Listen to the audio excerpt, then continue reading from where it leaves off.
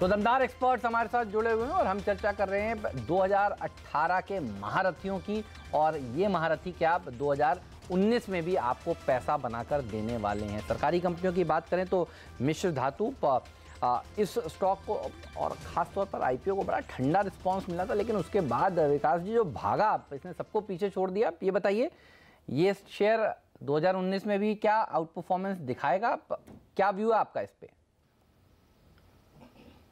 नहीं, बिल्कुल हेमंत, देखिए बहुत ही अच्छी कंपनी है। इशू को हालांकि बहुत ही मतलब एक लैकलस्टर या ठंडा रिस्पांस मिला था, पर उसके बाद हमने देखा जबरदस्त तेजी बनी है। स्टॉक अपने ईयरली हाइज करीबन 180 तक के हाइज लगा के फिर थोड़ा करेक्ट हुआ है। अब इन वैल्यूएशंस पे मुझे लगता है ये कंपनी यहां से भी अच्छा कर सकती है। एक स्पेशल अलॉय स्टील बनाने वाली कंपनी है जो कि बहुत ही चुनिंदा कंपनीज भारत में इस तरह की स्टील्स बनाती है। तो इस लिहाज से मुझे ये स्टॉक अब गिरावट के बाद इन वैल्यूएशंस पे अच्छा लगने लगा है। मुझे लगता है करंट लेवल्स पे इस स्टॉक को बिल्कुल खरीदा जा सकता है। मेरा 1 साल का लक्ष्य रहेगा 180 रुपए का, यानी कि ये वापस से अपने प्रीवियस हाइज की तरफ जा सकता है स्टॉक। ठीक बात है। और इसी तरह का एक और स्टॉक है राइट्स। ये देखिए जिस दिन इशू आया उस दिन सेकंड हाफ में इसने अच्छा प्रदर्शन दिखाना शुरू किया। कंपनी बढ़िया है। व्यू क्या है राइट्स? रेलवे से सेक्टर पर भी फोकस रहा है सरकार का। अमरीश जी इस पर क्या व्यू है ये बताइए। बेसिक काफी अच्छा आईपीओ था, काफी चीप आया था। I think it came at about 11 times FY18 earnings. उसके बाद ग्रोथ भी अच्छा दिखाया आफ्टर द आईपीओ। 42% का ग्रोथ दिखाया, डिविडेंड अच्छा खासा दिया है, 55% का डिविडेंड दिया है। And basically this is in a sector जहाँ पे ग्रोथ हम लोग देख रहे हैं, transportation, basically railways, and it is not just Indian railways, they are there in about 55 countries. सही है। तो उस हिसाब से I think it is well spread. पर इसमें एक ही बात है कि the stock has performed extremely well post the IPO. तो all the good news is already there to very large extent. Book कर लें, मुनाफा वसूलें? बुक ना करें, होल्ड करें।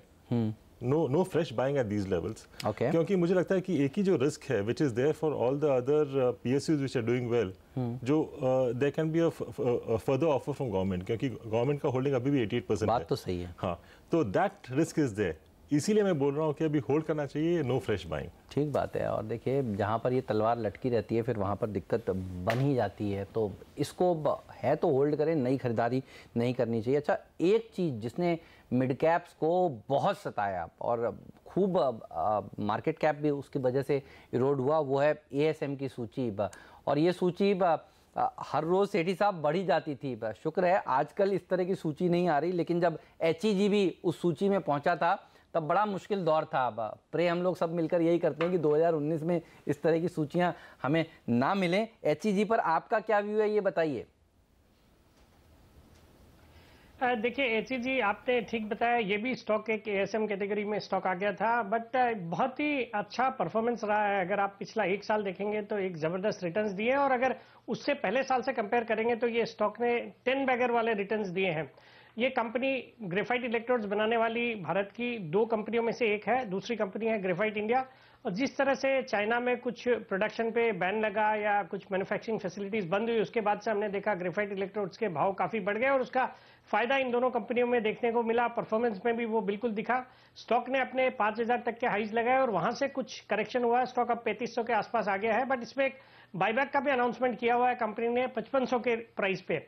और वो बायबैक जो है वो करीबन 5% के करीब का बायबैक है, और रिटेल कैटेगरी को मुझे लगता है वो 25 से 30% का एक्सेप्टेंस रेशियो डेफिनेट आ सकता है। तो मेरी राय रहेगी कि जिन्होंने ऑलरेडी लिया हुआ है वो एक ये जो आर्बिट्राज अपॉर्चुनिटी है कि आप बायबैक में टेंडर करें और उसका जो 25 से 30% क्वांटिटी है वो करंट मार्केट से खरीद ले 3500 के लेवल पे, वो एक अच्छा ऑप्शन रहेगा। और बाकी जिन्होंने लिया हुआ बिल्कुल होल्ड करने की सलाह रहेगी। मुझे लगता है साल भर पे वापस we could see levels of 4500 rupees on the stock. Alright, तो ये रहा इस स्टॉक पर। तो बाय ऑन डिप्स आपकी रणनीति ये निकल कर आ रही है। HEG के लिए मिश्र धातु में खरीदारी करिए, यूनाइटेड ब्रूवरीज और V-Mart को होल्ड करिए, TCS नया खरीदा जा सकता है। ये राय विकास जी की निकल कर आई है। और अम्बरीश जी कह रहे हैं कि राइट्स को आप होल्ड कर सकते हैं, PVR को भी होल्ड करिए। बाटा और कोलगेट यानी कंजम्पशन स्टॉक्स के ऊपर काफ़ी बुलिश हैं। इन दोनों शेयरों को आप इस भाव पर भी खरीद सकते हैं।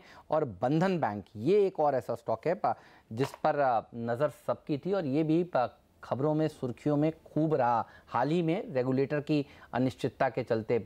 इस पर आपका व्यू क्या है, इस समय क्या करना चाहिए? बंधन में मुझे लगता है कि होल्ड करना चाहिए। होल्ड करें, हाँ, क्योंकि at this point of time fresh buying I would avoid, क्योंकि बीच में ये भी खबर था कि they would be buying group finance.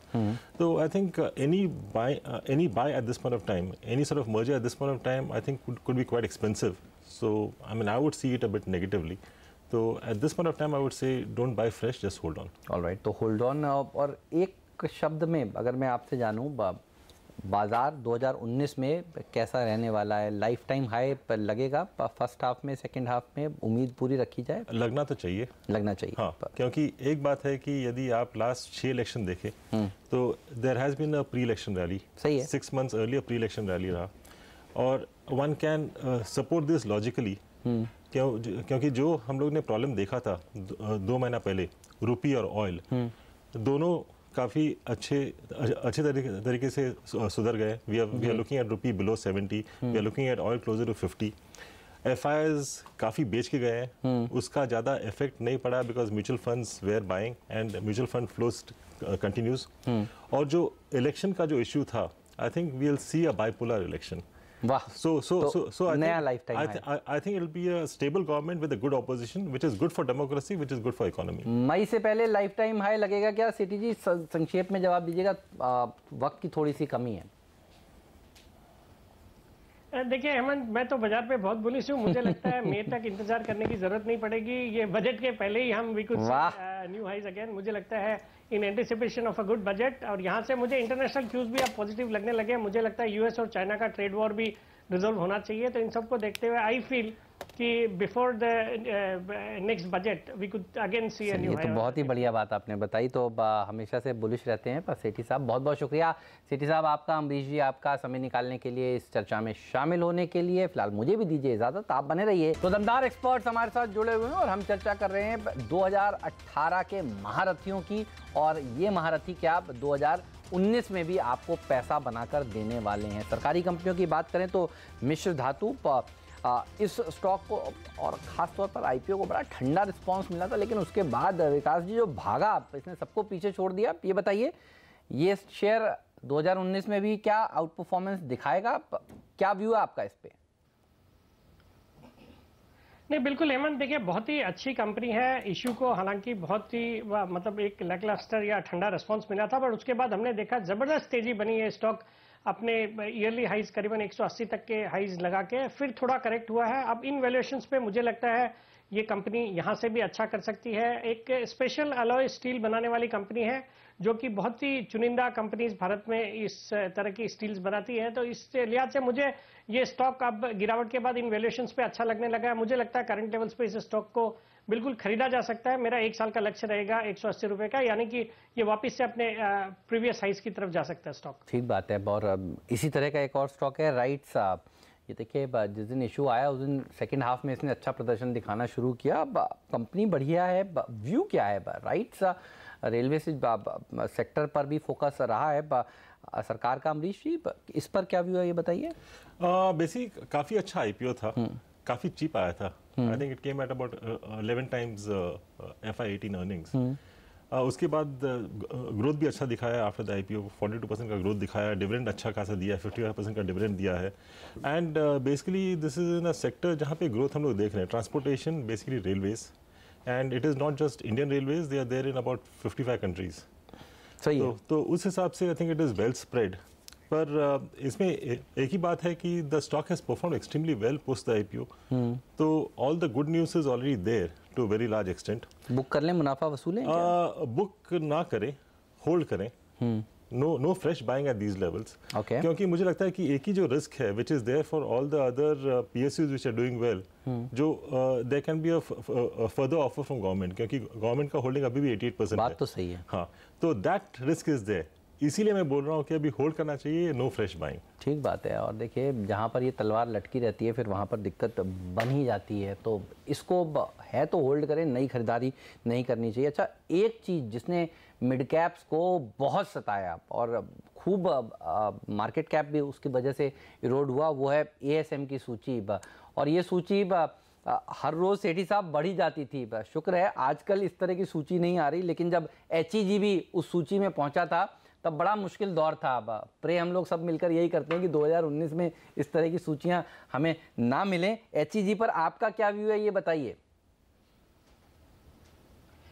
देखिए HEG आपने ठीक बताया, ये भी स्टॉक एक ASM कैटेगरी में स्टॉक आ गया था, बट बहुत ही अच्छा परफॉर्मेंस रहा है। अगर आप पिछला एक साल देखेंगे तो एक जबरदस्त रिटर्न्स दिए, और अगर उससे पहले साल से कंपेयर करेंगे तो ये स्टॉक ने 10 बैगर वाले रिटर्न्स दिए हैं। ये कंपनी ग्रेफाइट इलेक्ट्रोड्स बनाने वाली भारत की 2 कंपनियों में से एक है, दूसरी कंपनी है ग्रेफाइट इंडिया।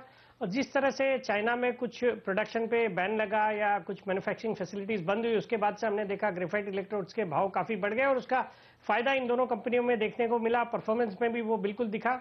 स्टॉक ने अपने 5000 तक के हाइज लगाए और वहां से कुछ करेक्शन हुआ है। स्टॉक अब 3500 के आसपास आ गया है, बट इसमें एक बायबैक का भी अनाउंसमेंट किया हुआ है कंपनी ने 5500 के प्राइस पे, और वो बायबैक जो है वो करीबन 5% के करीब का बायबैक है। और रिटेल कैटेगरी को मुझे लगता है वो 25 से 30% का एक्सेप्टेंस रेशियो डेफिनेट आ सकता है। तो मेरी राय रहेगी कि जिन्होंने ऑलरेडी लिया हुआ है वो एक ये जो आर्बिट्राज अपॉर्चुनिटी है कि आप बायबैक में टेंडर करें, और उसका जो 25 से 30% क्वांटिटी है वो करंट मार्केट से खरीद ले 3500 के लेवल पे, वो एक अच्छा ऑप्शन रहेगा। और बाकी जिन्होंने लिया हुआ बिल्कुल होल्ड करने की सलाह रहेगी। मुझे लगता है साल भर पे वापस we could see levels of 4500 rupees on the stock. Alright, तो ये रहा इस स्टॉक पर। तो बाय ऑन डिप्स आपकी रणनीति ये निकल कर आ रही है। HEG के लिए मिश्र धातु में खरीदारी करिए, यूनाइटेड ब्रूवरीज और वी मार्ट को होल्ड करिए, TCS नया खरीदा जा सकता है। ये राय विकास जी की निकल कर आई है। और अम्बरीश जी कह रहे हैं कि राइट्स को आप होल्ड कर सकते हैं, PVR को भी होल्ड करिए। बाटा और कोलगेट यानी कंजम्पशन स्टॉक्स के ऊपर काफ़ी बुलिश हैं, इन दोनों शेयरों को आप इस भाव पर भी खरीद सकते हैं। और बंधन बैंक ये एक और ऐसा स्टॉक है जिस पर नज़र सबकी थी, और ये भी खबरों में सुर्खियों में खूब रहा हाल ही में रेगुलेटर की अनिश्चितता के चलते।